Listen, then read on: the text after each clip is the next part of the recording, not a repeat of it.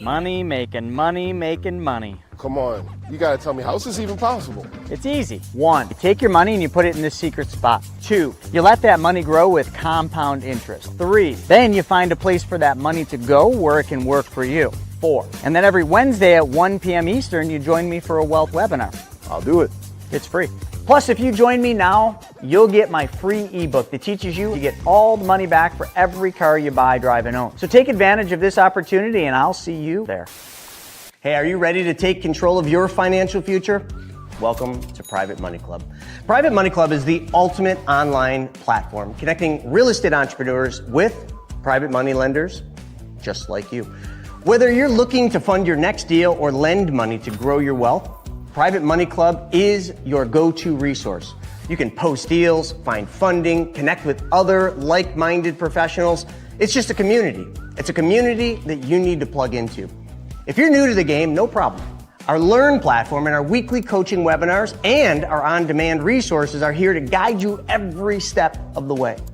Join a thriving network of real estate experts who are already making an impact and they're waiting to partner with you.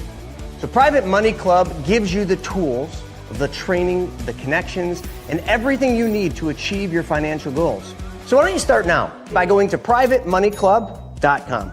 We'll see you inside. Hey, you need to become your own bank.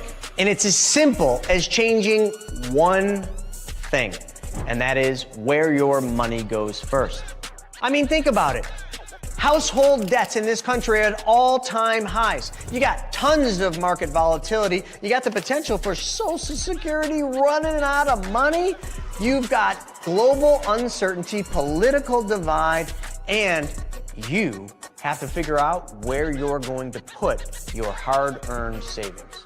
I mean, this is one of those times in history where the rich are getting richer, and it is time to learn the secrets of the wealthy. But here's the good news. Every single Wednesday at 1 p.m. Eastern Standard Time, I put on a free webinar where I teach you how to take back control of your money by teaching you how to become your own bank. So click the link below and let's get started. So let's go into the app, because the app was created after a dating site, believe it or not. So people with money and people that need money. Phone, swipe left. Swipe left. Ooh, I like that one. Swipe right. You want to go on. If you got money, you want to swipe left through all the deals. When you find one you like, boom, you're connected. How much more difficult does this really need to be? This isn't rocket science.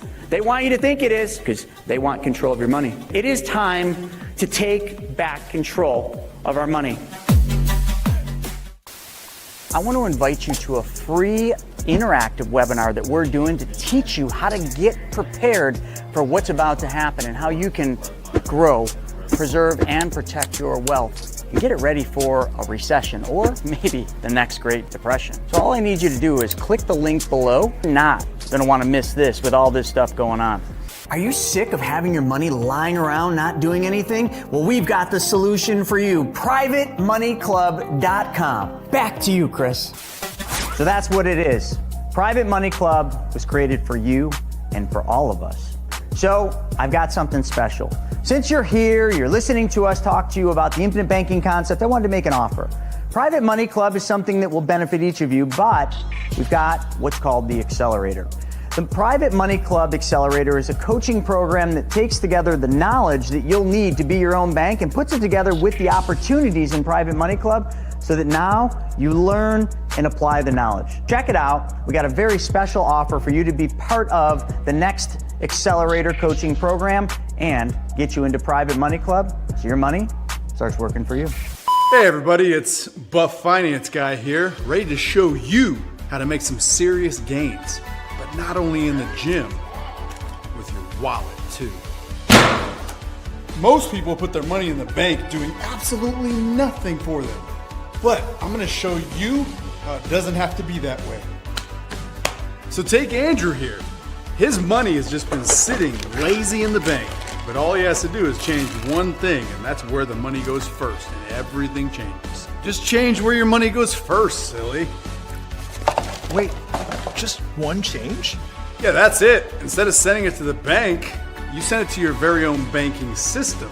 Your money can grow and get stronger, just like me.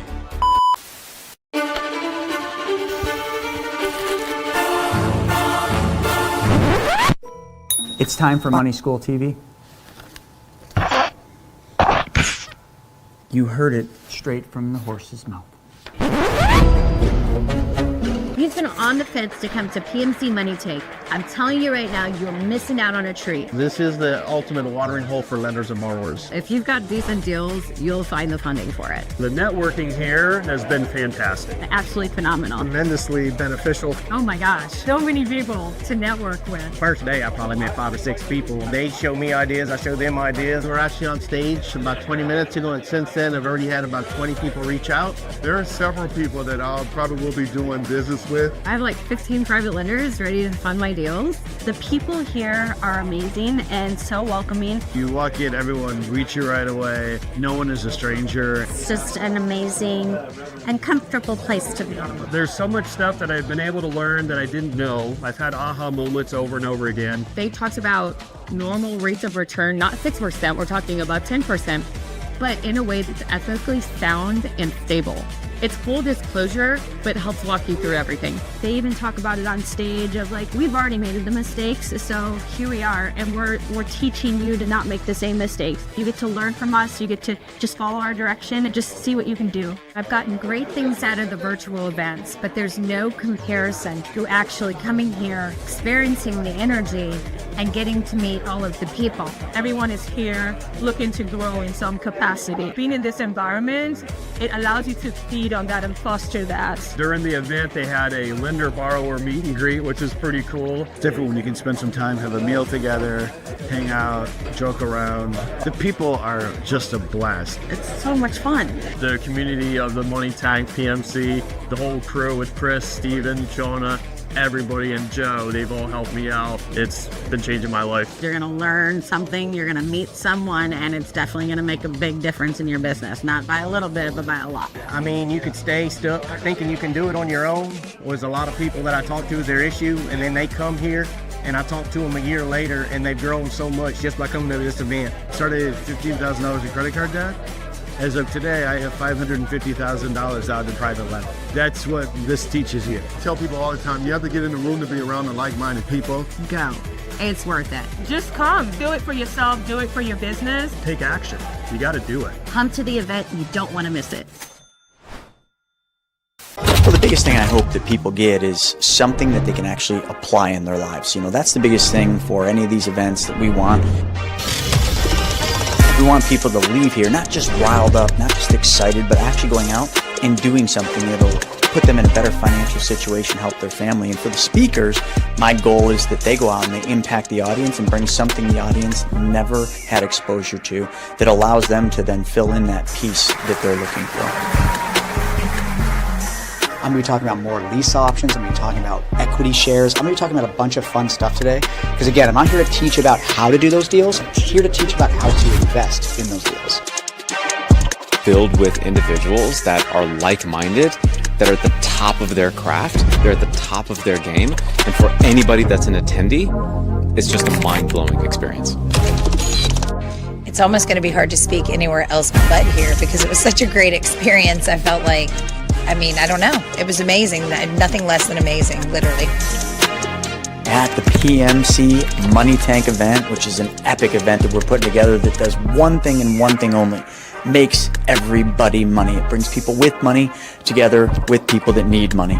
It's like a peanut butter and jelly sandwich. You just smash them together and everybody wins.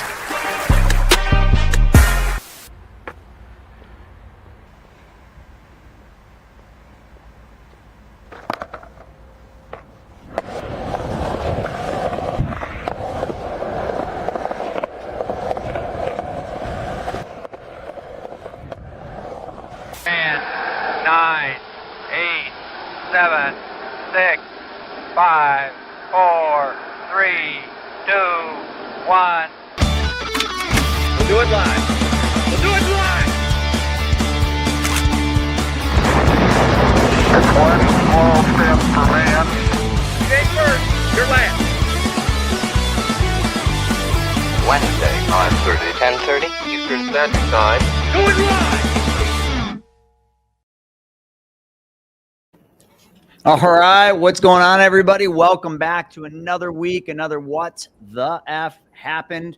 So excited to be back in this seat. Been on the road 6 weeks, and now the travel is done for the rest of the year. Thank goodness, because what a shit show the airlines have been. No ifs, ands, or buts about that. I got out. I was delayed, but everybody that flew a day after me, it was chaos, and it's only getting worse. Oh, but we're going to definitely cover. Oh, welcome, Mr. Cash. We're also going to cover, James and I, some of the things that are happening right now in the housing market. You know, we're going to talk about the 50-year mortgage that the Trump administration is proposing. We're going to talk about veterans and how veterans are not getting any love when it comes to housing. How about Elon Musk? Is he going to be a trillionaire with this new package? Can he pull it off? That's the real question. We got so much stuff we're going to go over between Switzerland and trillionaires and dividends and tariffs and government shutdowns and government reopenings and Dems flipping sides and why. And oh, wow, James, what else do we got going on for today? This is going to be interesting. I mean, we've got a lot of talk again about veterans. We're going to be talking about exactly the nuances of how the government shutdown ended. And is a 50-year mortgage really going to be that good for Americans in terms of housing affordability? It's a lot of the stuff that's been on the public mind recently. I'm just glad that I was able to get back from Orlando. We had an amazing weekend in Orlando at the Money Tank event. I hope all of those of you who got to watch at least the live stream or attend in person got tremendous value out of the Money Tank Orlando. I hope that we can get back to Orlando, and thank you to Orlando and the people at the Sapphire Hotel who helped us host the event, because I think it was an amazing success. Chris, you did a great job out there. Hey, thanks so much. Yeah, I thought the hotel was great, with the exception of that one bar/restaurant. Their service sucked. So if you go to the Lowe's Sapphire, just be aware that bar on the first lobby floor, their service was horrible. Nonetheless, should we dive into the economy? Let's get it happening. Let's make it happen. All right.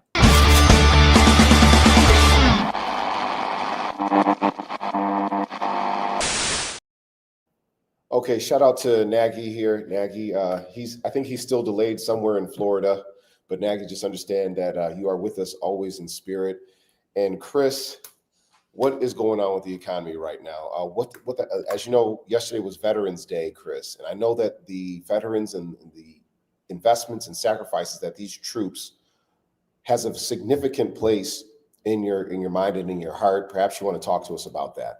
Yeah, although I did not serve, a lot of my friends growing up served in the Iraq War. Obviously have a lot of clients, that are vets. And, I've always felt like vets just they don't get the love they should for the service they did. I mean, freedom isn't free. And, they went out and they sacrificed and they did the hardest work, in my opinion, to make sure that this country and all of its citizens remain free. And I got to say, like right now with housing, I mean, if you think about like the American dream, I know it's changed, but the American dream for many is home ownership. And right now in some states, those of, I can't remember all the different areas, but San Francisco, San Jose, Los Angeles, New York, there's a whole bunch of them. Veterans can afford less than 1% of the listings out there. And, veterans have a really good program, the VA home loan program, where they don't really have to put hardly any money down, if any money down, to buy a house. But the problem is although they got a great loan program with the VA, they can't find houses. So I know you've got some articles on this, but I think, being that Veterans Day was yesterday, and we want to give a shout out to all of our vets. Thank you for your service. And, here's something, if I can just make a little recommendation, and I've been doing this for years. I teach my daughter, who's 5, to do this. When you're in the airport, pay attention, because vets often will wear, a Vietnam hat. They'll wear a hat. You can tell, right? You can just tell the backpacks, the hats. Some of them are in uniform. Most are not. Go up to them, make a point. Like if I'm walking and I see the hat, I stop them and I say, thank you for your service. And the funniest thing is it always catches them off guard, because they're not expecting it, as if it's just not a normal. But this should be a norm, right? If you see a vet in the airport, at the grocery store, anywhere you're at, go out of your way to get up out of your seat, walk over to them and say, thank you for your service. James, you were sitting in the airport when we were going to Orlando. There was a gentleman sitting kind of down and across from you. As I walked to get in line to get on the plane, I said that to him. And I just think we need to do a lot more of that. It takes no effort, no energy. You don't have to write a check for it. You smile and you say, thank you for your service. I think that goes a long way. But if we're going to really thank vets for their service, like, we got to figure something out to allow them to be able to buy a home. What are your thoughts on this? What is the solution to this? And I don't know. Do you want to pull any of this up? Well, one of the really quick things about this, about veterans, is there's a phrase that's common in the military. And you know what? The military is great at getting you enlisted and getting you trained to point and shoot, but they don't do such a great job of taking care of you and especially on the way out. So in order for veterans who are putting in a tremendous amount of sacrifice and investment for this country, the idea is to make sure that you know what your exit plan is once you enlist. For those of you who have children, grandchildren who are enlisting in the Army, the Navy, the Air Force, Space Force, you have to have this conversation and say, what are you going to get out of this? What are going to be the benefits? Because, you know, with the Army, you know, for the most part, they cover the majority of your expenses. I know that there's a few nuances where they're expecting you to cover flights and they reimburse you. But what if you don't get a full retirement package? I know that the military is also very famous for not giving people 100% of the retirement as well. You may get 80% or 70%. So it's to say, number one, what are the skills that you're getting out of the military? The Air Force is known as the technology branch of the military. So a lot of the software and systems that you learn within the military, you can now take out. If perhaps you're in the Army Corps of Engineers or underwater welding, those are going to be skills that are going to last for you for the entirety of your life, as long as you maintain and keep those skills as fresh as possible and recent as possible. But if you're just going there and saying, you know what, maybe I'm going to figure out, and you're still trying to figure out at the end of your tenure as well, unfortunately, life is going to be harder for you. And it's the same as if you're going to school or just out in the world, just doing what your business is. So go into the military knowing what it is that you want to do as specifically as possible. Get as many skills taught to you by Uncle Sam as possible. And upon your completion of your service, whenever you choose that to be, make sure that those job skills and those skills are transferable to the rest of the world so that you can be able to afford a house. And of course, Chris, you may have heard this, but a lot of military people, man, they love to spend money. They love to spend money. And so frequently do we hear stories of people saying, yeah, I was in the military. I didn't know what I was going to do. So I just, you know, when I was on leave, I'd just blow my check because I knew another one was on the way. Well, a lot of military faced real reality recently with this particular government shutdown where they were like, I don't know if I'm going to get my pay. And now I hope that that's a wake-up call for them to be as wise as possible with their money. And they'll be able to understand, look, I want to be able to buy a house someday, be able to complete school with the GI program. So I think that's one of the key things in terms of being able to understand what's going on. And maybe it would help if a little bit of legislation came through that says, hey, look, you veterans, we have these programs for you. We're going to do just a little bit more as well. Yeah, I think one of the big things like that article was talking, and like we've been mentioning, is just the availability of houses. Only 1 in 5 nationwide actually fit the bill for a vet, you know, to be able to afford it. So I'm of the idea that I truly think house prices are going to soften and continue to soften and continue to go down. Now, for all the realtors that are watching this, or all the realtors, the haters in some cases that comment on my Instagram posts about the 50-year mortgages, which we're going to cover, you know, of course, they think that real estate prices are going to keep going up. Now, in the near term, I'm of the, and this is just my opinion, I think as we slow with the economy, as we see unemployment numbers going up, which we're already doing, as defaults and delinquencies increase, and as the markets slow, definitely not happening today, what you're going to see is housing will come down in price. It will become deflationary. It cannot keep going up. 50-year mortgages, like there was this one broker, pretty popular broker that I did a video on, which you'll see later today on Instagram. But, you know, he was just saying, oh, this is going to, you know, house prices are going to skyrocket because of 50-year mortgages and this and that and the other thing. And the equity and the houses are going to keep going up. It's just like, okay, whoa. You know, at some point, what goes up must come down. Now, bad for realtors, bad for real estate investors, good for veterans. Because as the prices come down, maybe we'll get that to 2 or 3 of every 10 houses listed are going to be affordable for vets. But let's move on as we keep talking about the economy. We gotta really talk about what's going on with Elon Musk. And I know this is kind of US, but I just think we can hit it here in the economy because Elon basically just got approved for a performance-based, and I want to preface this, performance-based, and I have a lot of experience with this, a performance-based plan that is tied to stock awards. He loves stock awards because he doesn't like paying taxes. So what he does is he gets more and more stock, and then he goes out and finds a bank that will give him, a line of credit or a margin account, and that's the money he uses, pays no tax on it. But anyway, stock awards that would total over or about $1 trillion over the next decade. So this is an interesting one, and I want to hit this, James, real quick, because do you think he can pull this off? I mean, basically, his milestones are this. His milestones are to raise Tesla's market cap to $8.5 trillion, deliver 20 million EV cars. Now, remember, a lot of people are kind of backing off of EVs right now. Like EVs are sitting on the lots. James, do you agree? You're in the car business. Like, do you see a lot of, are you delivering a ton of EV cars, or are they more gas powered? It is definitely more gas powered vehicles, and nobody really likes being the first mover on an EV because they depreciate so much, especially with the repeal of the federal tax credit of $7,500. So now EV prices are going to have to go down a little bit more because people are already mentally anchored to a significantly lower price. And Elon actually has just revealed that the Model 3 and the Model Y, the 2 most popular electronic vehicles in the world, are going to have lower end models. And if you look at an EV, it's already is not very fancy, a Model 3 or a Model Y, but they're going to be even more base models. But here's my thing.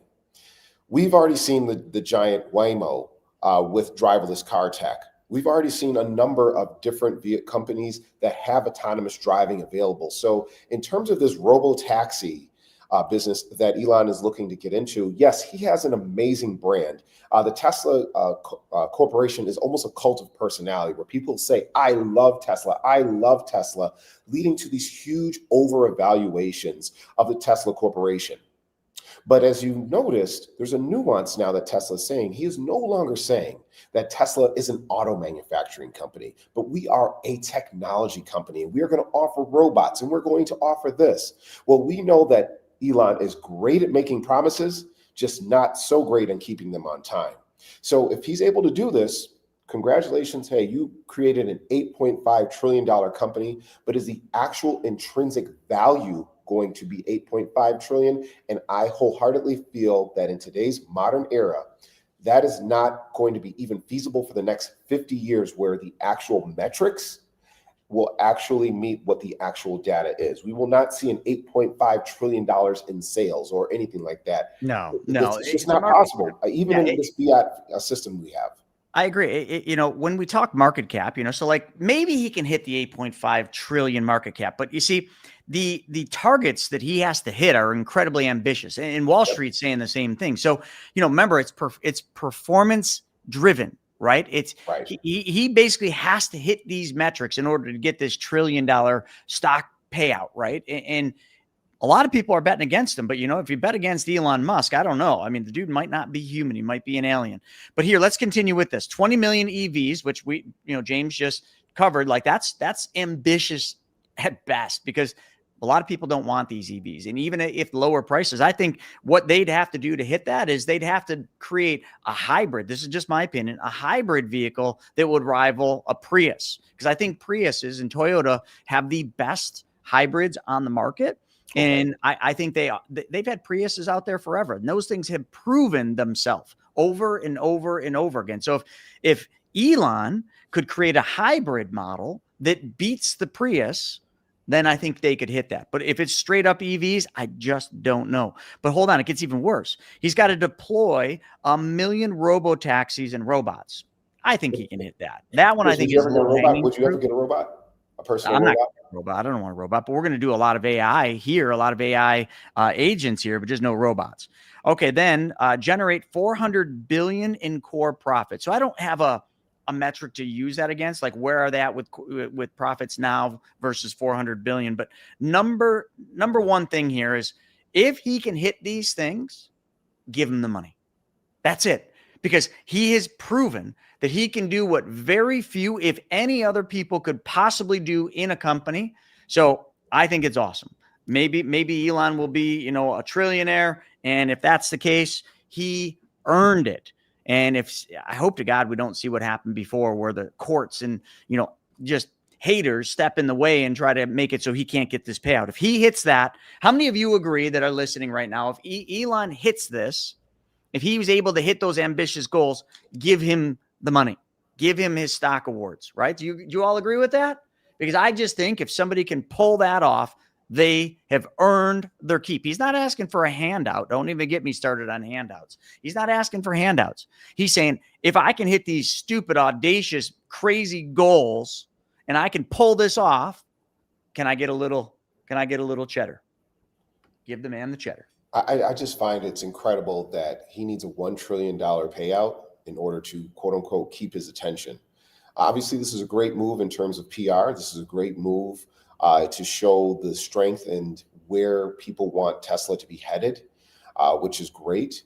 $1 trillion, quote unquote, in the hands of one person, it scares me a little bit because we see how much money grants influence. But at the same time, yes, I also am in support of performance-based compensation. Nothing's worse than seeing a bank go down, for instance, a bank not make any profits, but their entire C-suite and executive board ends up with bonuses. How does that level of incentive keep that board wanting to innovate and create new and better products? So I'm on board for incentive-based performance. I am a little bit worried about Elon even having a shot at being a trillionaire, but in today's day and age, anything's possible, and this is something that we don't have too much control over. What about you guys? I mean, they're all saying wants a robot.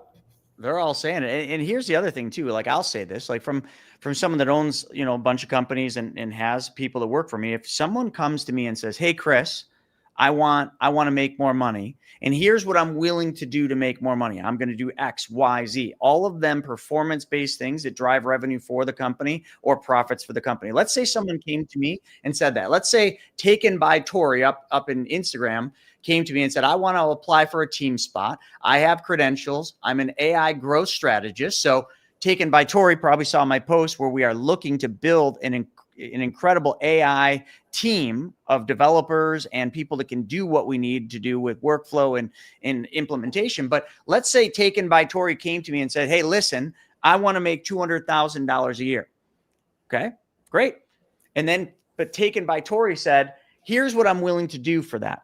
I will create this entire AI ecosystem and infrastructure. I will drive revenue up by X amount." So if he wants 200,000, let's say he says, "I will increase your revenue by $500,000 bottom line by implementing efficiencies and new opportunities with AI." Because, hey, look if Taken by Tori is an AI growth strategist, they should be able to figure out how to grow my company using AI and technology. And if they know how to do that, them coming and saying, "Hey, I want X amount of money, but I'm going to make you Y," why would I ever say no?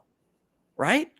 But every bit of that money they're going to make would be tied to performance, would be directly correlated to an increase in revenue or net profits. And then, but if everybody, came to me with that kind of attitude instead of "I want a raise" or "I want more money" or "I'm worth more," fuck you. Prove you're worth more money. Excuse my language. Right? Hey, Chris, can you prove you're worth it? That's if true. you can prove to me that you're worth it and you can tie that back to something that benefits and grows the company revenue-wise, game on. I hope you make $10 million with me, but you better hope it's tied to performance like Elon is asking for. So I just put it out there. If any of you think you're worthy and you think you can pull that off, bring it and show me a proposal that is not fluff, And if you can pull it off, you can make as much money as you want. But let's talk about money in a different sense. Okay, let's talk about Switzerland. We haven't really talked about tariffs much lately, but they're not gone. So recently, like this is new news, Trump announced that the U.S. is in negotiation with Switzerland. Now, anyone ever seen Switzerland or been to Switzerland? I've never been, but I know we had a exchange student from Switzerland. That place is beautiful. But if you're talking about one place where their currency is worth more than the U.S. dollar, it's Switzerland, the Swiss franc, right? They are a financial hub. That's what they are. And they've got a lot of things figured out. But here's the thing. I remember during COVID, I was literally so done with the U.S. I'm like, where could we move that would actually be like a safe haven for U.S. citizens? Well, Switzerland came up as the top of the list during COVID. This is during COVID. It's not now. During COVID. But they would not let U.S. citizens in Switzerland. They're like, nope, we don't want your asses. See, that's border control, right? They don't even want U.S. citizens over there. They didn't want U.S. citizens unless they were doctors or like engineers. They had like a short list. It was a really short list. Outside of that, it was kind of just the stone cold. Nope, you're not coming in. But here we go. We are kind of in negotiations with them about their tariffs, which right now are at 39%. And they've been at 39% since August of this year. So this deal that they're working on right now could cut the rate to about 15%, which would bring Swiss exports in line with other EU countries in the deal that we have with them. Swiss officials and industry groups describe the talks as very constructive, okay, and note that the Swiss firms, particularly luxury goods like watches, not my watches, they're not Swiss, stand to benefit if these tariffs are lowered. So, and then Trump said, it's good, or something like that. I haven't set any number, but we're going to be working on something to help Switzerland. James, what's your take on what's going on in Switzerland? And, I've kind of fallen off the wagon a little bit with all the other tariff deals that we need to finish. I know India was never inked. That would have been a huge one to get done. I know the China one is not done yet. What other ones are not done? Well, I think that this, thankfully, Switzerland, I mean, they're a financial hub. They're not necessarily a manufactured good hub. Of course, people love Rolexes and all the Swiss-made timepieces. But we have to remember there's two different types of tariffs. There are tariffs levied against countries individually, and then there are tariffs that are levied against actual products and segments. Hence, why you have an import tariff on aluminum, or you'll have an import tariff on like things like papayas and guavas and bananas that the United States can't produce on their own.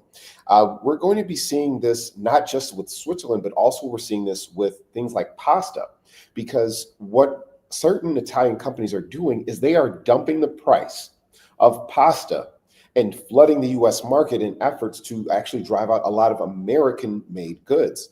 Now, in comparison to Switzerland, I mean, yes, we have our watches here that are U.S.-made, but at the same time, no pun intended, is that really affecting our market? Whereas with pasta, I mean, of course, we want American companies to be able to compete head-to-head as well with other foreign imports. So we're seeing this little battle of tariffs coming into a front here, and it's going to be interesting to see how the U.S. Supreme Court is going to rule these tariffs, because they are technically a tax, and taxes can only be levied by Congress, not by the president.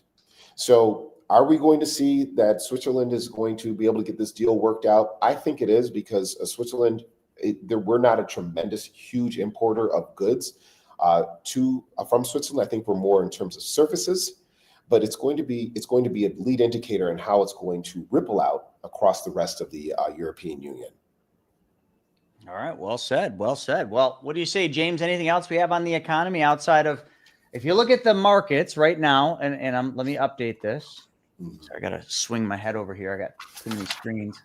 So right now, the markets, up 459 on the Dow, up 7.21 on S&P, but NASDAQ, sucking wind a little bit, down 70. You know why, Chris? You know why? I've got a fun fact for you. What is it? You know why the markets are up today? Because the McRib is back. Because why? The McRib is back.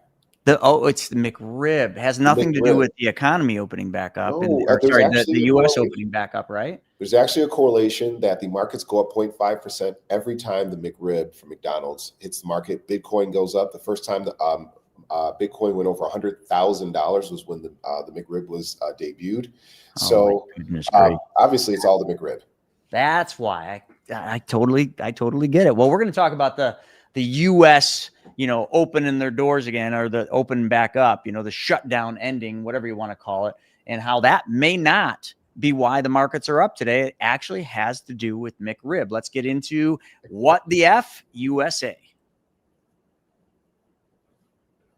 Let's try that again. Okay, one more time. What the F USA. My fellow Americans. So you know the thing. All right. Well, let's dive in. We got the U.S. One of the things I want to keep going with is I want to keep talking about the tariffs. So now, when Trump first proposed tariffs, like I went into a deep dive. And I did lots of YouTube videos on tariffs. And, I still get into arguments all the time. I don't argue as much anymore. After the Charlie Kirk thing, I've watched so much of his stuff. His way of debating or, asking the proper questions is how I've kind of been leaning into it. So I really don't like the word debate anymore, and we can use that. But really, I'm just going to ask hard questions. And then I'm going to put my money where my mouth is. I'm going to show facts. And you know what? Today, at 1 p.m. Eastern, we've got the wealth webinar. And I think all of you need to join because, listen, everybody loves a good argument and everybody loves haters. So what we're going to be doing today is we are going to be addressing the YouTube haters. We have literally had many posts go out recently all about the infinite banking concept, and we have gotten the hate. RB says, we've got the meat. Well, I say we've got the haters, and that's great. Because someone once told me that the more hate you get, the more haters that come out of the woodwork, the better of a job you're doing. And I would agree. With the infinite banking concepts, one of the things we've been able to do is show people how to take control of their money, how to take back the banking functions. But we've gone way above and beyond what R. Nelson Nash had originally, came up with in the book, Becoming Your Own Banker. But we owe it all to him. What we've done is we've taken the mathematics part of this very serious, and we've proved everything we do with math. And we've done that with software. Now, today on Wealth Webinar, we're going to address the infinite banking concepts. We're going to explain it just in a simple form. But then what we're going to do is we're going to look at the haters, and we're going to look at what they're saying. And we're going to look at the challenges they're throwing at us, because they're saying, that's the stupidest scam I've ever seen in the world. Why would you ever? These guys are just trying to sell you a whole life insurance policy to make big commissions, and you're going to be the one losing. How can you pay off your house faster? How can you pay off your debt faster when putting the money into a policy when you got fees and commissions and all this stuff? And you know what? Hey, drives a pretty good question, don't you think, James? Like, how can you do that? How could you put your money in a specially designed whole life, use the process called the infinite banking concept, and pay your debts off faster, pay your house down faster when there is commissions on those policies and there is costs for that death benefit? Oh my gosh. And there are policy service fees. So you got fees, and commissions. So if you did that, like, it doesn't seem to make any sense. Like, if you're paying all these fees and commissions, how could you get ahead? Well, wouldn't you like to know? Well, today we are going to peel the curtain back on the mathematics behind the infinite banking concept to show you, and specifically the haters. So I don't care if anyone joins us this afternoon, as long as the couple haters show up and they show up with the questions, because they're about to get stomped down, because math doesn't lie, bitches. I love it. All right, I love let's it. dive into tariffs, James. Where do you want to go with the tariff dividend? Because, listen, in a whole life policy, the one thing that's nice is all the companies we work with, they have paid dividends consistently and consecutively without ever missing one since the day they opened, which most of the companies are like 140 to 160 years. Well, now tariffs are going to provide some dividends, or so it's proposed. What do we got proposed here? So right now we're looking at the DJT. He's saying he proposes a $2,000 DJT, payout. just so everybody knows, is Donald J. Trump. Yeah. You could follow him on the stock ticker symbol, aka the soap opera for old men. He's proposing. Oh, would you stop? You You want to talk about? Oh, I'm sorry. Now we're going there. You want to talk about old men? How about Biden? Dude didn't even know where he was half the time. That guy was so old. Literally, he defied old. Is he still alive? I think he's still alive. I'm pretty sure that Trump is almost the same age as Biden was when he was in office. So I don't know. Yeah, but he's a lot more with it than Biden was. Biden didn't know what the hell was up or down. You know what? That is true. And they did a very good job, or at least they attempted to do a good job about hiding his health.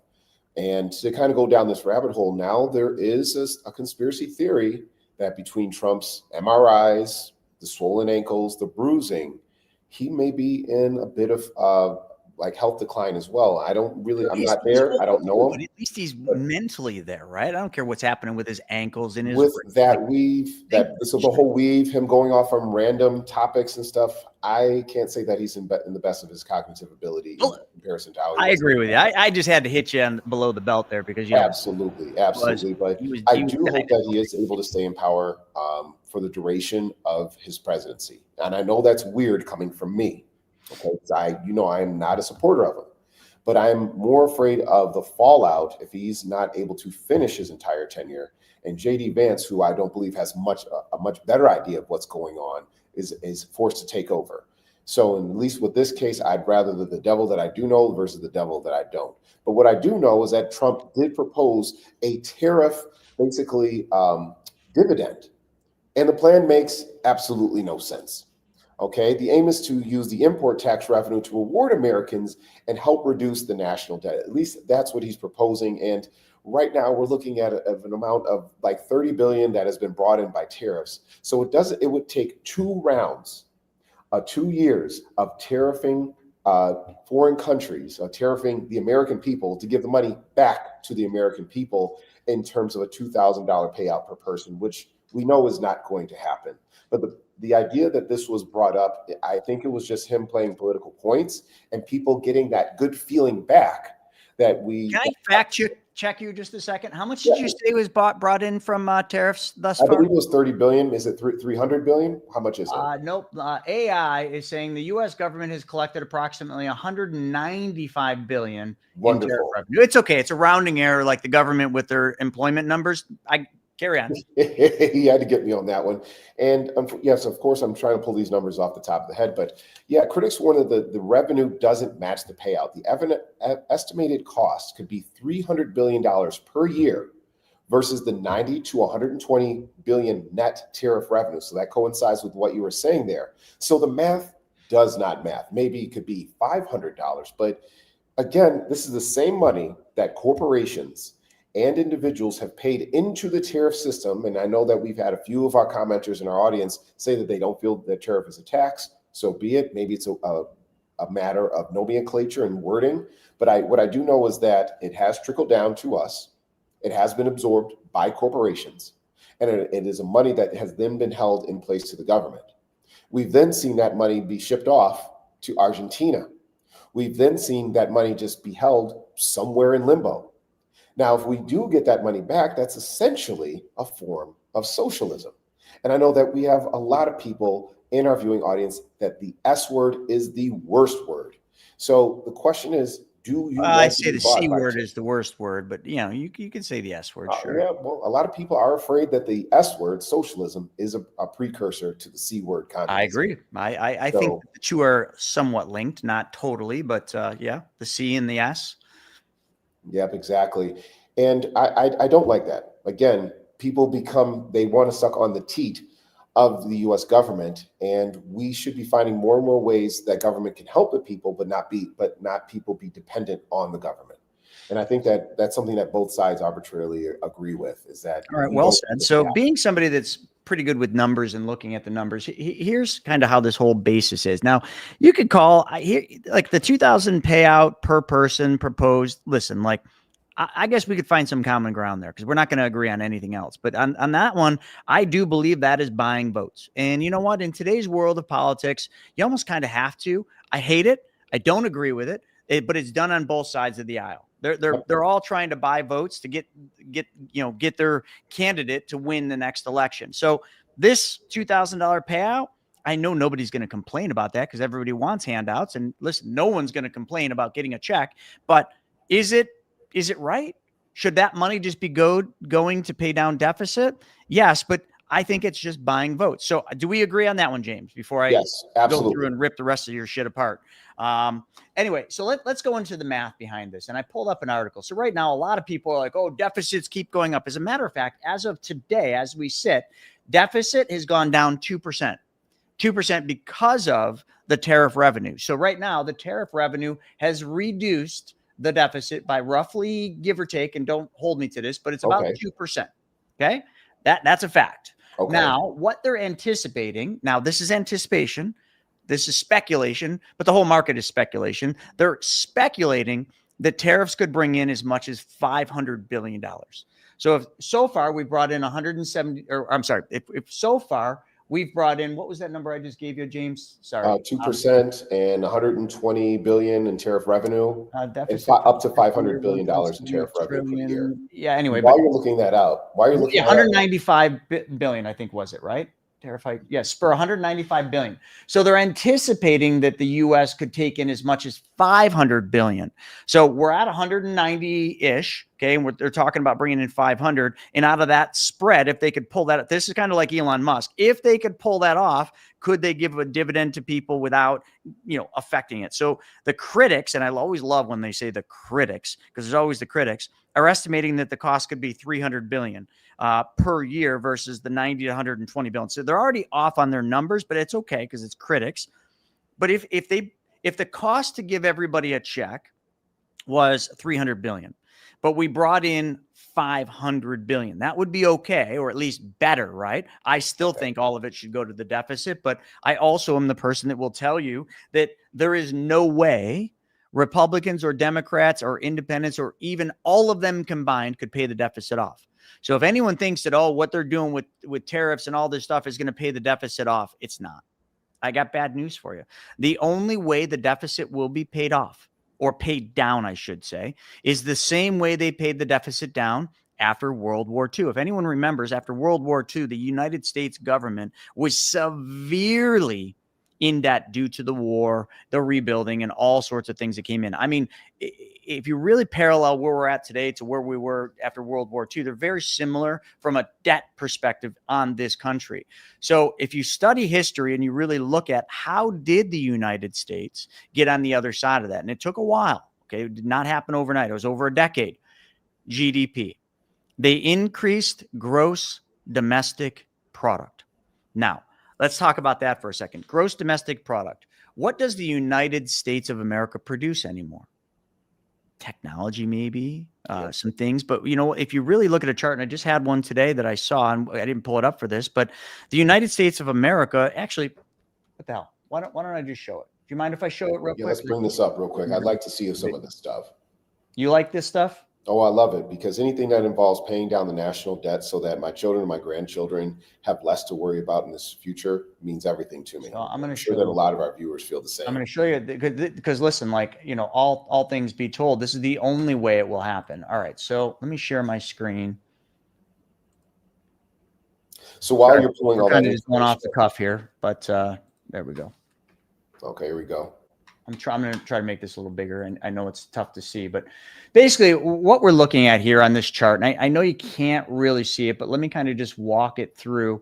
If you go back to the 1950s, agricultural was the number one thing, okay, then followed by manufacturing. And as we got into the 50s, 60s, manufacturing was much bigger than agricultural. But as you have it today, the biggest sectors are financial services, government, education, entertainment, healthcare, telecommunications, business, and repair services. So basically, let me just sum it up. Services. Retail is up at the top, trade, retail, and wholesale, and services. We are a service-based country, a service-based economy. We don't really produce a whole lot. So that's problematic. So one of the things the tariffs were initially supposed to do, they were not initially supposed to pay the deficit down. Now, I know that was used because they're always trying to buy votes. Me and you can agree on that. But what they were really trying to do with tariffs is get American citizens to buy more U.S. manufactured goods. And the only way to do that is, bring manufacturing back here. Don't give manufacturing to Canada or Mexico or China. Try to bring it back here. And the way to do that was put tariffs on those goods and services created outside the U.S. And listen, I'm going to be the first to say, do I want to pay $6,000 for an iPhone because it's made in the U.S.? No. So there are exceptions to the rule, but there are a lot of things that can be produced here in the United States of America. If you don't believe me, go back to the 80s and look at Japan. Japan is the best use case I think you can ever look at. Japan manufactured all their cars in Japan, shipped them over here, and they didn't really have high tariffs. So American public started buying all Japanese cars because they were fuel efficient. They were just cooler cars than the big clunky US made cars. So US manufacturing got hit hard during that. So what did the US do? They tariffed the shit out of Japan. What did Japan do in retaliation? Open factories up here. To today, by the numbers today, Toyota and all the Japanese manufacturers and others, including European or German made cars, are manufactured on US soil. That has created hundreds of thousands, maybe millions of jobs that are high paid middle class jobs. And a lot of those jobs have benefits and all sorts of things. So the whole purpose of the tariffs was not to pay down deficit, although it is helping slightly and it will. It was not to increase costs for Americans, which yes, it is, because Americans continue to buy goods and services produced in foreign countries that have high tariffs like China. And I get it. It's not like flipping a light switch. It takes time. Are we going to feel the pinch of that? Absolutely. Have we already felt the pinch of that? Absolutely. Will it get worse? Probably. Not nearly as bad as when the dipshits printed $5.2 trillion during COVID for the fake pandemic, or sorry, I don't mean to hit below the belt, but whatever you want to call it, the jab, or all that shit, all the money that was printed into existence, that was hyperinflationary because that absolutely drove inflation up. So when you really want to talk about tariffs, don't even bring tariff questions or comments or debates to me without telling me you have studied tariffs and how they have impacted in the past, because everybody wants to say, oh, it's just costing us more money. Yeah, but what else is it doing? Bringing back U.S. jobs, trying to bring back manufacturing here, trying to increase the United States of America's GDP. Can they pull it off? I don't know. It's a little early in the game to tell, but that's the point. So James, take it from there. Yeah, so obviously everybody would want more jobs here in America. Everybody would love to see a higher manufacturing output for in America here as well. But we also have to understand that the manufacturing of a bygone era is not going to be able to be replaced today. Why? Because we have a lot more robots and we've lost more manufacturing jobs to automation than any other industry. So there are going to be industries that are going to be unaffected. Of course, you can grow flowers, and there's what's known as smokeless manufacturing, where you produce goods that do not have any type of major environmental impact. But I would like to see not that tariffs just necessarily go away. I just want to see them used in a way that most of America, that is, would agree upon. And it seems like overwhelmingly, both in the chat and interpersonally, that we would like to see the deficit go down, because we have seen that now most of our payments to the national debt are going to the actual debt service and not necessarily going to the actual principal. So if all we're doing is just churning and burning, how does that make sense? You brought up a very good point, and I really want to reiterate this, is that yes, the stimulus checks that did go out under both administrations there, 2 under DJT and 1 under old man Biden, well, yes, that caused a lot of this hyperinflation. We saw building materials go way, way up. We saw the price of homes and cars and rents go to astronomical levels. And now what we're doing is we're feeling the repercussions of all of that as we're trying to get prices to settle down, come back down, and come back to reality. We all want to see this happen, but it is going to take some time. And yes, a lot of us, unfortunately, are going to be biting the bullet, but we need to make sure that as few people are left behind during this transitory phase. Yeah, I agree with you. And I think people vote with their pocketbook. They always have, they always will. So anybody that's willing to give them something for free, Mandami is a perfect example. Like, fucking blows my mind that, we have all forgotten about 9/11 and how that happened and who did that. Forget about the conspiracy theories. Then all of a sudden we vote in a pure Hold on. I got to bring this up. Come on. So really I got to be so careful what I say here, but pure socialist, self-proclaimed socialist, whose campaign was largely funded by, some would argue, the same folks that were behind the 9/11, the whole thing that happened in 9/11 with the attack on the U.S. and the towers. But I know that's speculation, but is it? And how is it that we've forgotten that? How is it that New York City has forgotten that? I It think makes there's some me very good fucking points sick here. to my stomach to actually We watch that happen. let's take Mamdani back, because I know that we said we were going to debate this a little bit in the future. So let's put tariffs on the table. I mean, Bring it excuse on. me, off to the side, and let's talk about what's going on in New York City. Let's now take it back, even it being a mayoral or presidential race, and let's just say we've got an outsider, a person who promises, a candidate that promises to take back their particular audience and help them achieve against the elite, the hyper wealthy, the people who pull the strings behind all the scenes. Who am I describing? Am I talking about DJT? Am I talking about Mamdani? Because the same playbook that DJT used was the same one that Mamdani used. I want my people to be represented. I want affordability. And this is one way that we could do it. Now, we were talking about the socialism versus the communism word. And a lot of people are very, very afraid of this because they feel that there's an outsider in New York City, even though he's, a New Yorker. He lives in Queens and he worked in the assembly.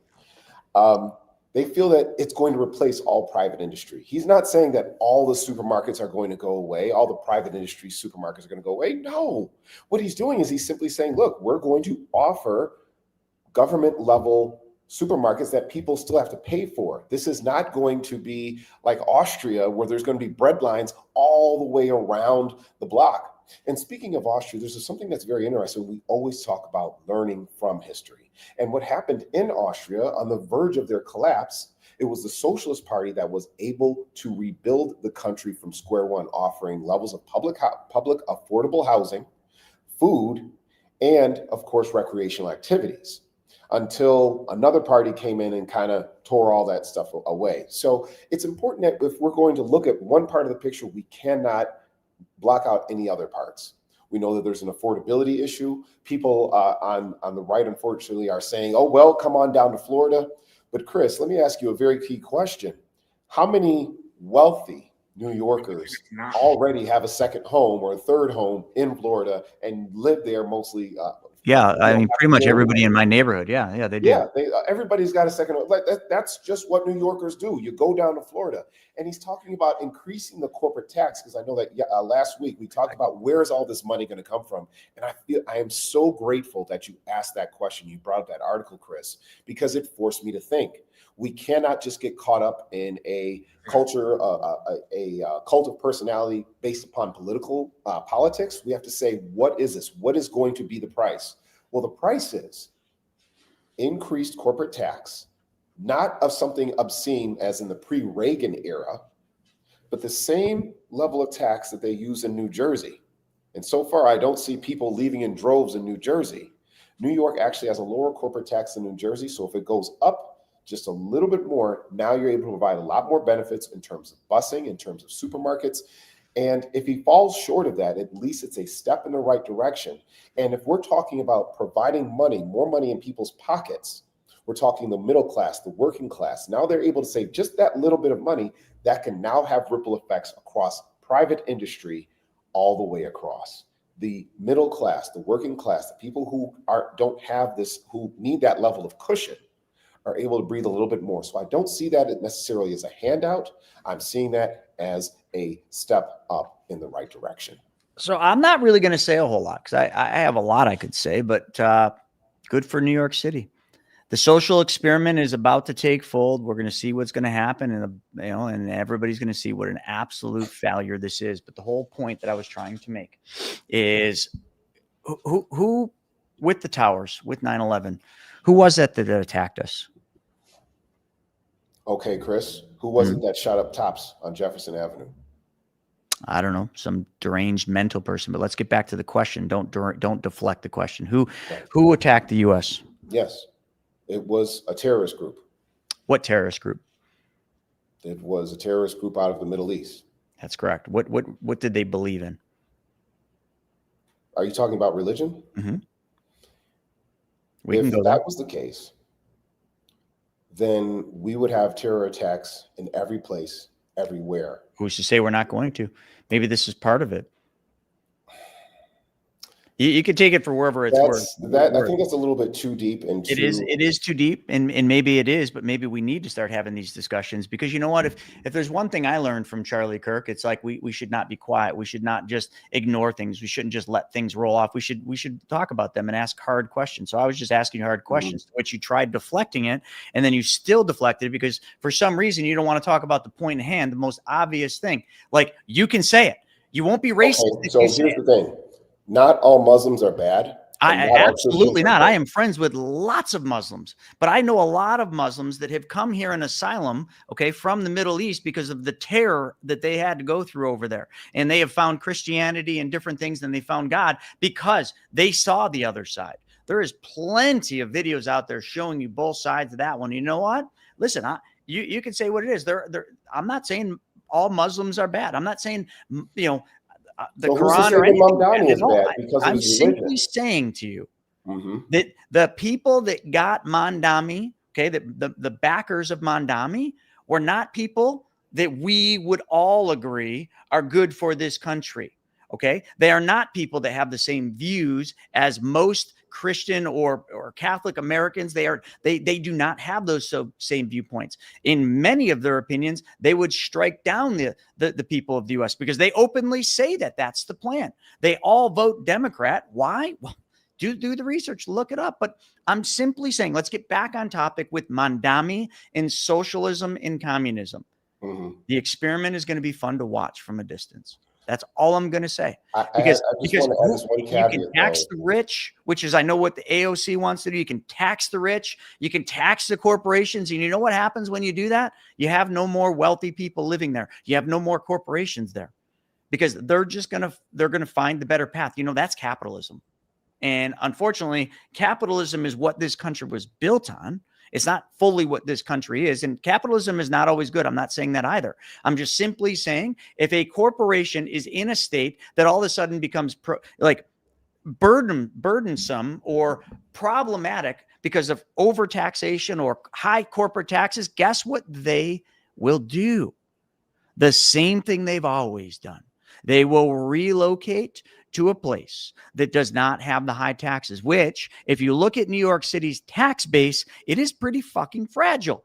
So if you move all these people, and we already saw this during COVID. So COVID was the first hit to New York City. And now you're going to see the next hit to New York City of people moving out and corporations moving out. Who's left to tax? Who's left to tax? Who's going to pay for all this?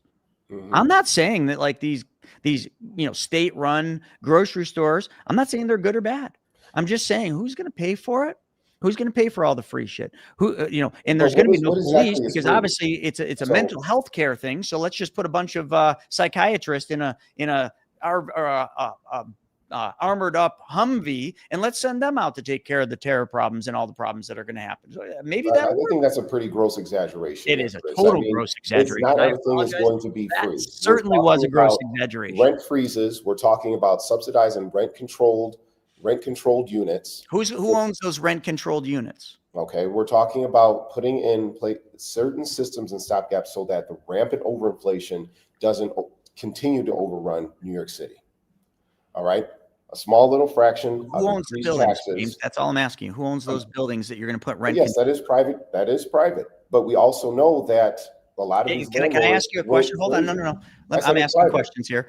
So you're gonna put rent controls there, and you're gonna freeze the rents. Okay, great. That's gonna help people because rents are crazy in New York City. Okay. These are private entities or private individuals who own these buildings. Are you also going to put freezes on their taxes going up? Are you going to put freezes on their expenses going up? Are you going to fix their expenses so it's in line with the rent freezes? Because if you are, cool, man, now we're talking about the right thing. I'm sure that a lot of those things, we're not dealing with somebody who has just said, all right, you know what, all I'm going to do is this and freeze this and not understand the ripple effect of a lot of these particular outcomes. There's no way that you plan this far ahead. And unfortunately, I can't speak for somebody who I'm not there for, but there's no way that you could plan this far ahead without understanding the implications and all the outcomes of this. Every single fact that you brought up. Is it going to cause your labor costs to go down or stay the same? And the thing is, the market will meet the mind. If we're saying that, capitalism is this top level, the market will meet the money. I'm sorry?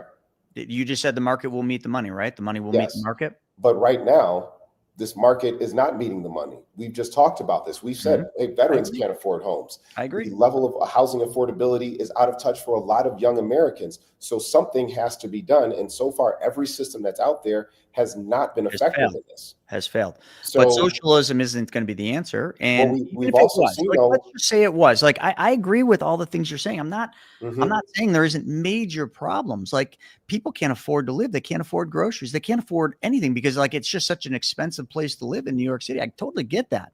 Yes. But if you're going to solve the problem that you can't just go to the people that have and take from them and give to the people that need. Like, I know in theory that seems to work, but it won't work because it never has in history. So then you flip to the other side. Okay, well, what if they build affordable housing, state-run affordable housing? That's been done in the past. That has worked in the past until it didn't. But the problem is, where does the money come from?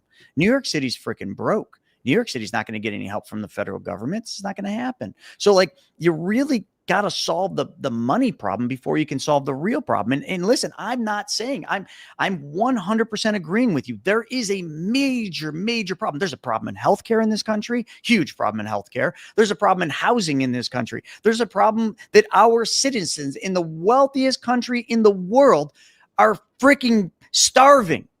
Like, that is a problem. And the problem could be solved if everybody came together, including all the wealthy folks, and everybody came together for one common thing. But the problem is not going to be solved by going in as a government agency and saying, because you've been successful, because you've made money, we're going to penalize you. We're going to tax you. We're going to take from you. We're going to freeze your rents. That isn't the solution. But James, I don't know the solution. I understand. Like I said, and what we agreed on in Orlando in the airport is it's going to be a fun experiment. It will be a fun experiment to watch. But we've only got a couple minutes left, and we haven't even talked about the government shutdown. Yeah, we definitely have to hit that. Steve, I'd love to get back to you about that as well. I'm glad that you brought that up. Because we're gonna agree a lot more on this one. This one's gonna be a lot more fun, and we won't have to be debating and going into the deep dark things that we just did that probably pissed some people off, but that's okay. This is the show for it, right? Like, we're not here to try to make everybody feel good and warm and fuzzy. We're here to piss people off and get them. I'm already pissed off. Chris, you got to give me the lead on this one. All right, go for it, man. Because I love this government shutdown. Wearing son of a bitch. And I swear, if he wasn't already a geriatric POS. You're talking about Schumer, right? I'm talking about that son bitch Schumer. I'm talking about that. Guess what, Chris? We agree. You know what? I hope he takes a long walk off a short cliff, because this son bitch, after all the fighting and towing the line, we won't back down, with his old decrepit Professor Crane hands. He looked like a doggone pterodactyl with glasses. This son bitch told 7 Democrats in the Senate, go ahead and flip your vote. And 1 independent, go ahead, flip your vote. That's all this sacrifice that we've made to make sure that we have some type of affordable healthcare credits on the back end, which all Americans who are in the public marketplace for healthcare, so that they can have these credits so their insurances don't double, triple, and in some cases quadruple. Let's just walk away. And you know what? The Republicans said, you know what? All right, no problem. If you get these votes in, we're going to make sure that we have at least a vote about extending the Affordable Care Act, about the credits that are involved in this. That isn't right, because guess what? We had the same issue with the TikTok ban several months ago. And people had to get on Cory Booker. Dude, why did you vote for this? Oh, because the Republicans said, we're going to vote on this TikTok ban, and it was tied to something else. I can't remember what it is. And guess what? The vote never went through anyway. So now we're saying, okay, no problem. The Democrats, lay down, lay flat, surrender your arms. This is a victory. This is a victory. Trump toed the line. The Republican Party is unbreakable. Okay. Now we have to deal with the repercussions. Now we have to deal with the echo effect. We know it's going to pass through the House of Representatives. We know Trump is going to sign it off as part of the big and beautiful bill. And now we understand that if these affordable care credits are not taken to the market, are not offered to the market, people, not illegal immigrants, I'm talking about people in America, period, are going to see huge sums for their insurance premiums if you're getting them through the marketplace go through. I'm saying this because offline, Chris and you and I had this conversation. It seemed to come to your mind that it was only. Insurance is a major problem right now. I mean, yes. Listen, I hear it. I see it. I used to sell health insurance. It's a massive issue. And, Yeah. and it's literally at a breaking point. It's at a breaking point even for the wealthy or the people, the people with the means, because it is so over. Listen, like just recently we got our health insurance renewals for our corporate health plan here for everybody, and the premiums went up 30%. Holy. But hold on, then you go down to, the state, oh my God, why am I forgetting the name of it? Help me out, James. The marketplace, the marketplace, yes. Marketplace. And now you're probably seeing 30% increases there as well. That is not because Schumer decided to be a scumbag like he's always been. Okay. It's just healthcare is just broken. But healthcare was broken prior to Obamacare. Obamacare it made it even worse. Exacerbated it. It made it even worse. Okay. And then all the illegals that were allowed into the health system, that made it even worse. So like it's just we can agree the healthcare system is incredibly fractured in this country. It needs a complete and utter overhaul. But here's the thing. Unless the pain is great enough, it will never happen. So I know like we agree on everything you just said about Schumer for different reasons. I think Schumer is just a piece of shit. And now you do for the first time because I didn't like him too much before, and I really don't like him. Well, that's good. So at least we're agreeing on these things, because some of the folks on here are just, like they probably did not like anything you just said in the prior, but like now we're getting some ground here. But like the interesting thing is I have to believe that Schumer was juiced. That's just my personal opinion. There's something that happened behind closed doors that made Schumer kind of go about moving these things over. But you know what? It's a major win because, well, and first off, just so everybody knows, the document, like for the first time, like it's 30 pages long. And I think somebody had asked if anyone has read it. I have not, but it's only 30 pages. Like have AI do a summary and give you bullet points of it. It's not a very thick bill because the Republicans literally held the ground. They didn't give anything. And the Democrats they were trying to use the shutdown and all these things as leverage. And listen, the Republicans also were using this as leverage. This was a leverage point. Who suffers in a leverage point? The people. Federal employees suffered, the TSA suffered, anyone getting a paycheck from the government suffered, which is lots of people, but also we suffered, all the citizens, we all suffered because of these two, both parties using this as leverage, more so on the Democrats than the Republicans, but they both were using this as leverage. They all wanted something and they were using the shutdown as leverage to get it. And neither side buckled until Schumer crossed the line and rolled over. And the Republicans didn't really have to give up anything outside of saying, "Hey, yeah, we'll discuss that healthcare extension." See, my brain is fried right now, but the extension on the okay, you get it? What was that called? That they wanted the Democrats wanted an extension on.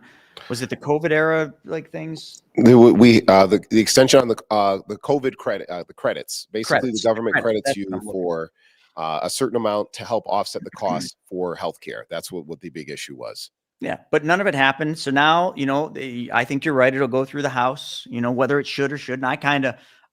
Listen, like selfish. This is very selfish of me to say this, but I kind of thought the government should have just stayed shut down. Because I just thought a lot of people were going to learn some important things, that like you never want to rely on the government. You don't want to rely on the government for food because then they can just shut it down. You don't want to rely on the government for paying your rent because they can just shut it down. You don't want to rely on the government. We need to literally study economics, and we need to study Austrian economics. If we really want to fix things, you need to get the government out of the way. Because the government is completely inefficient. The government has never, in any scenario, been good at running business. And again, the New York City experiment will show that. Private industry has always been better at running it, not perfect, but better. But once you've got the government coming in and regulating and getting their hands in every business, you all of a sudden start to have more of a socialist impact, which then eventually leads to a communist impact where the government fully runs everything. And we have plenty of examples showing that. But the whole point of the fact is, if we want to fix things, you need to turn it over to private industry. because private industry is always going to be about efficiencies. And now in an era of AI, now we have a very unique opportunity with AI to create massive efficiencies across almost any line of business, which will happen over the next 5 years. And I think those efficiencies will create savings for I citizens. got to disagree with you, Chris. Okay. We know a few key things, though. And so far, we're going to agree up to a certain point as usual. We are going to agree that we don't want a dependency on the government. Correct. And what we can also agree about is, capitalism offers a lot of great benefits, and it allows you opportunity to always grow up. It allows you to be self-reliant and be able to build yourself. Whereas communism, everybody is the same. They are two polar opposites in terms of financial systems. And in between, we have this little weird thing called socialism. But right now, the US, we already know, is under a degree of socialism. Because why? We see Amazon, a trillion-dollar company, Microsoft, $1 trillion company, get government subsidies. We're not going to have a chance to talk about it, but we even had OpenAI, a multi-trillion-dollar valuated company, saying, you know what, can we be backed by the US government in case we default on our debt? These are forms of socialism. Even the Trump refund is a form of socialism. So we have to look at a lot of these things. But the difference is, and when we're saying that corporations are always lean and mean, sometimes it is to their own detriment. And we understand that a government is not a corporation, meaning that the government, their number one and principal onus should be to the people that serve under it, to the people that populate that particular country. Whereas with a corporation, the onus is to shareholders. And even sometimes, unless you are a major shareholder, i.e. you are already extremely wealthy, or you have a very, very prominent position, now what happens is you have no influence, and what happens at the top of the food chain does not necessarily trickle down to the bottom, as we've already seen in Reaganomics. Trickle down fiscal policy does not work. We do need, the one time that we saw the most expansion within our economy within recent years was during the COVID era. I'm not saying that we should print billions and trillions of dollars of money. Please hold on that part. But what I am saying is, by strengthening up the working and middle classes of society, we will see that the fruit grows from a very, very solid roots, which is the working and middle class portions of society. So I just asked AI a question, and maybe it's hallucinating a little bit here, but I got to read this. And I just asked, when does democracy end? And in my opinion, before I even read any of this, democracy ends when people find a way to vote themselves a paycheck. But here's what it actually says. It says an erosion where its core components are gradually, notice how it didn't say fast, gradually weakened, often legally and incrementally, until the system can no longer be considered a full democracy. Historically, this has occurred at various times in different countries due to a confluence of factors. And here's how it ends. And I want you to all listen to this very carefully, okay? And you can say that maybe this is a hallucination to a certain extent, but it's pretty accurate. Erosion of norms and institutions. Unlike the historical military coups of the Cold War era, modern democracy often declines through the slow, subtle process. Elected leaders may use legal channels to gradually dismantle checks and balances, silence the media, weaken the judiciary, and undermine the independence of civil service. Second, voter suppression and election subversion. Well, I'm going to say that one wrong, but degradation of free and fair elections. Ooh. Yeah. Such as though gerrymandering, voter suppression tactics, or questioning the legitimacy of election outcomes impairs the ability of the opposition to compete fairly. Polarization and populism. God damn, we see this a lot today. We've seen all of this. Why I'm reading it. Yeah. Was why I'm reading it. And listen, you'll all notice if you're reading this and understanding this, I'm not talking about Democrats or just Democrats or just Republicans. Both are guilty for various things here. Okay. But polarization is definitely, divided into, this is definitely more, the populist theory is more the Democrats, where they were dividing the country. I felt like they did a pretty damn good job of doing that.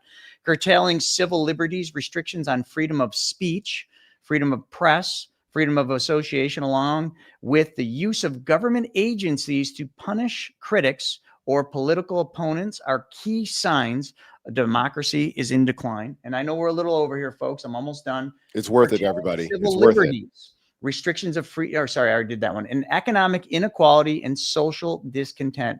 High levels of economic inequality and related social dissatisfaction can create conditions where citizens are more open to authoritarianism. I'm not good with English. Yep, that's good. You get it as governance, especially during times of crisis, i.e., Mondami being voted as the mayor of the United States. I.e., right now with DJT, where he's going after Chicago, Portland, and there's nothing going on over there.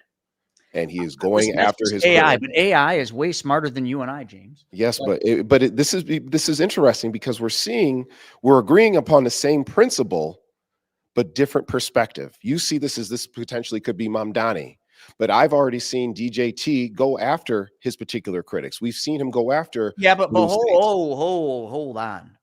Yeah, the Democrats, you cannot say that without saying that he was attacked. Like, if you were attacked the way that he was, of course, you'd have some inherent hate inside of you that you'd want to go after the people that were trying to go after you prior. Persecute you. Yep. Correct. Persecution. Good word. It is persecution, but just because, I mean, this is our guy. Like, I don't like it when I hear certain people from the party that I at least that I support do messed up stuff. But the thing is that a lot of people, at least in the MAGAverse, who are very smart people and thankfully are very, very free thinkers, I hope that they don't have selective vision. They don't have selective observation when it comes to some of the things that are happening on their side, because there are transgressions done by DJT that affects other people adversely and that have literally gone into this trickle. Your side will argue that Trump is not becoming a fascist. I will argue that, yeah, there's certain signs that have been outlined literally in that particular argument that are. And you're like, well, wait a minute, Mamdani might do the same thing. Any form of government is fallible. All that matters is what determines that is the onus and piety. How good is the people who are running that particular government? Some people will argue that communism can actually be a good thing. I don't know how. I haven't studied it. But we have seen that when capitalism gets out of control, we end up in the position that a lot of us are in, where it only serves the rich. Mm-hmm. We can see that socialism can go wrong because it can end up becoming an area where you are completely subservient to the government.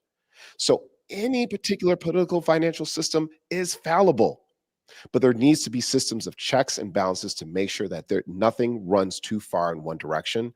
And unfortunately, we're seeing massive swings in either direction. That is affecting all consumers as we see today. Yeah. Yeah. I mean, there's things you can agree or disagree in there, but nonetheless, we are certainly out of time and way over. So I appreciate all of you, sticking with us. We still held 61 people, here across the board. So thank you to every one of you that joined us. And also make sure you join us this afternoon is where we're going to just dissect the haters on YouTube. And we're going to mathematically prove them that the infinite banking concept is the better path.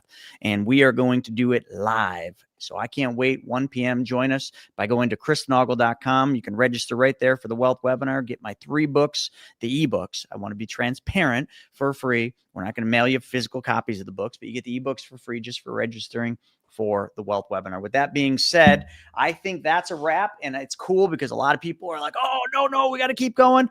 We'll hold that till next week when Mr. Snaggy is back. He has been sicker than a dog. Or a cat or anything. He's all the above. He's just sick. All right. Thanks, folks, for joining us for this episode of What the F. Go out there and do your part. That's all. A lot of WTFing. Thank you all. Thank you, everybody. A lot of WTFing going on here. We'll see you next time, folks. Ow!